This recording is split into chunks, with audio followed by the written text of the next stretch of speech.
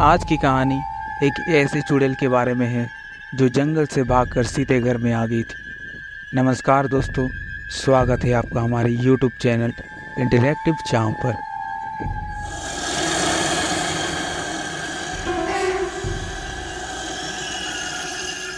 ये कहानी रमेश नाम के एक आदमी की है।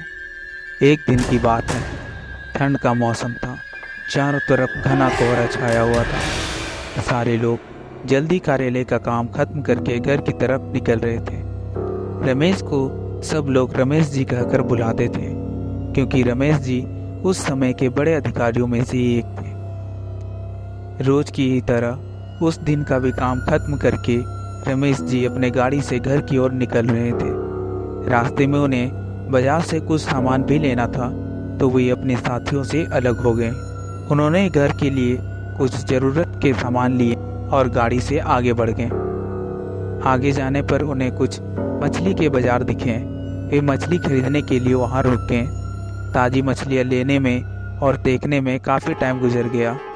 उनकी जब नज़र घड़ी की ओर पड़ी तो उन्हें आभास हुआ कि आज तो घर जाने में काफ़ी देर हो जाएगी। फिर यही सब सोचकर उन्होंने सोचा कि क्यों ना आज जंगल के रास्ते से निकला जाए तो जल्दी पहुंच जाऊंगा। तो उन्होंने अपना रास्ता बदल लिया और जंगल की तरफ अपनी गाड़ी घुमा दिया। समय 11 बज चुका था। गाड़ी तेज रफ्तार से आगे की ओर बढ़ रही थी। तभी अचानक से गाड़ी में ब्रेक लग जाती है। उनकी गाड़ी के सामने एक औरत जोर जोर से रो रही थी। उन्होंने सोचा, इस वीराने में ये औरत क्या कर रही है। उन्हें लगा कि ये कोई मजदूर की पत्नी होगी जो नाराज होकर घर छोड़कर जंगल में भाग आई है। तो उन्होंने उससे पूछा कि यहाँ जंगल में तुम क्या कर रही हो। लेकिन उस औरत ने कोई जवाब नहीं दिया और जोर जोर से रोने लगी। सारी जंगल में उसकी हू हू की सिसकियाँ गूंज रही थी। फिर रमेश जी ने पूछा, तुम्हारा घर कहाँ है? लेकिन वो कुछ भी ना बोली। तब रमेश जी ने कहा कि आज चलो मेरे घर में रहना, सुबह अपने घर चली जाना। ये जंगल बहुत ही खतरनाक है, यहाँ सारे जंगली जानवर से भरा हुआ है। यहाँ रात में रुकना तुम्हारे लिए सही नहीं है। चलो आज मेरे घर सबके लिए खाना बना देना और कल सुबह अपने घर के लिए निकल जाना। उसने ये सुना तो झट से तैयार हो गई और गाड़ी के पीछे सीट में बैठ गई। उस औरत के सिर में बहुत बड़ा सा घूंघट होने के कारण उसका चेहरा कुछ दिखाई नहीं दे रहा। कुछ ही देर में गाड़ी घर के दरवाजे पे थी। घर के लोग कब से उनकी राह देख रहे थे। गाड़ी रुकती ही रमेश के पापा ने रमेश से पूछा कि आज तो काफ़ी देर हो गई आने में और सारे लोग आ भी चुके हैं। तब उन्होंने सारी बात अपनी माँ को बताई और कहा कि आज का खाना इसे बनाने दो, कल सुबह ये अपने घर चली जाएगी। इतनी रात को बेचारी जंगल में कहाँ भटकती फिरती, इसलिए मैं इसे यहाँ ले आया हूँ। पर रमेश के पापा को कुछ संदेह हो रहा था। उन्हें लग रहा था कहीं ये चोर तो नहीं, कहीं ये रात को सोने के बाद या खाना बनाते समय घर के सामान की चोरी ना कर ले। पर बेटे की बात को कैसे ही मना, इसलिए उन्होंने उस औरत को रखने की इजाज़त दे दी और उस औरत से कहा, देखो आज तो मैं रख ले रहा हूँ, लेकिन कल सुबह होते ही यहाँ से चली जाना और जाओ रसोई में ये सारा सामान लेकर जाओ और खाना बना दो। फिर उसने कुछ जवाब नहीं दिया, बस हों हों की आवाज़ निकालते हुए किचन की ओर चली गई और बाकी का सामान रमेश की माँ लेके रसोई तक पहुंचा दिया। रसोई में सारा सामान रखवा कर रमेश की माँ ने उसे खाना बनाने की सलाह दी और वहां से चली गई। लेकिन रमेश की माँ का मन कुछ अशांत सा, कुछ परेशान सी लग रही थी और 20 मिनट के बाद रसोई में उसे देखने चली गई। वह क्या कर रही और उसका चेहरा भी देखना चाहती थी।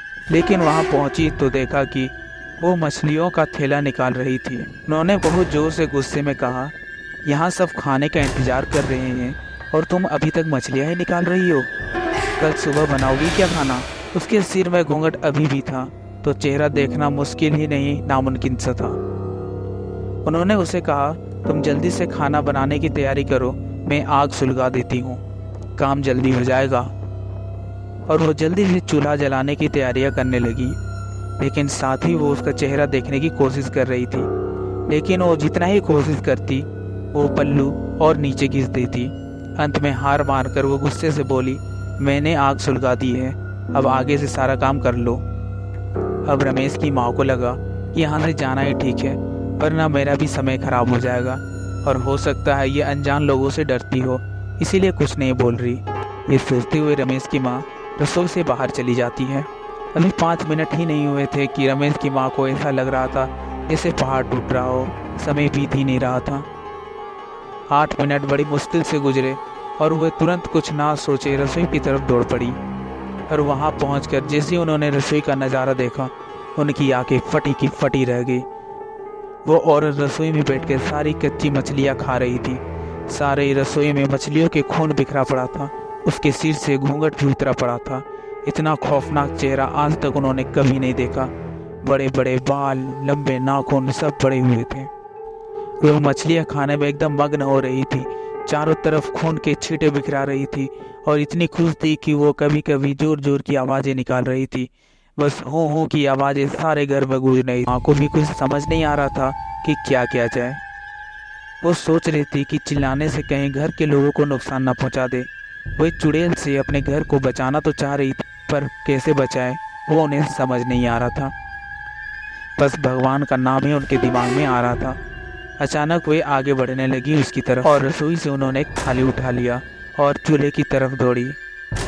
माँ कुछ भी देरी नहीं करना चाहती थी। उन्हें पता था कि आज अगर जरा सी भी लापरवाही हुई तो कुछ ना कुछ अनहोनी हो जाएगी। उस चुड़ैल के कुछ करने से पहले ही माँ चूल्हे के पास पहुंच जाती है और चूल्हे के पास पहुंचकर जलता हुआ कोयला थाल में भर लेती है और वो चुड़ैल की तरफ जोर से फेंकती है।